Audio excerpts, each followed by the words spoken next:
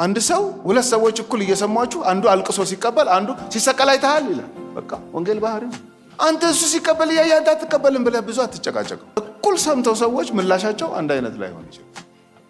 የበዓለ ሃምሳው ኬዝ ላይ ሰካራም ያሉ ደፋሮች አሉ።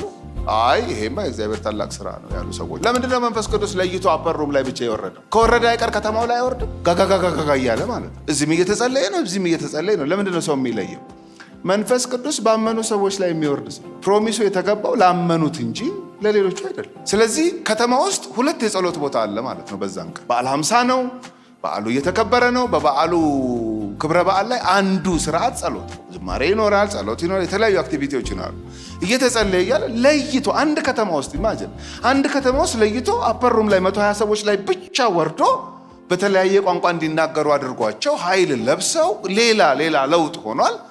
ቤተ መቅደስ ውስጥ ግን ምንም መንፈስ አልመጣም። ስለ ትልቁም ተስፋው ስለ ዝርዝር ተስፋዎቻችንም እግዚአብሔር ታማኝ ነው። የዛሬ መልእክት ይሄ ነው። በቃ እግዚአብሔር ታማኝ ነው። እግዚአብሔር ታማኝ ከሆነ በታማኝነት ጠብቅ። በግል ያለህ ከአገልግሎት ጋር በተያዘ ከፋሚሊ ጋር በተያዘ ስለ የትኛውም ዝርዝር ተስፋዎች ሁሉ ታማኝ ነው። ስለ አንኳሩ ስለ ትልቁ ተስፋም ታማኝ። ኢየሱስ ይመጣል ብሎ ተናገረ፣ መጣ። መንፈስ ቅዱስ ይመጣል ብሎ ተናገረ፣ ኢየሱስ መጣ።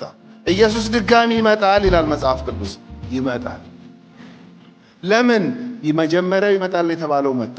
መንፈስ ቅዱስ ይመጣል የተባለው መጣ። ድጋሚ ይመጣል የተባለውን እንዴት ልጠርጥር? ይመጣል። ክብር ለኢየሱስ ይሁን። እንደዚህ በጣም ታንጀብል የሆነ ማስረጃ እጅግ አድርጎ የያዘ መጽሐፍ ነው መጽሐፍ ቅዱሳችን እና ይህን ያህል መሳቀቅ እንደው መፍራት ያለብን አይነት ጆርኒ ውስጥ አይደለም ያለ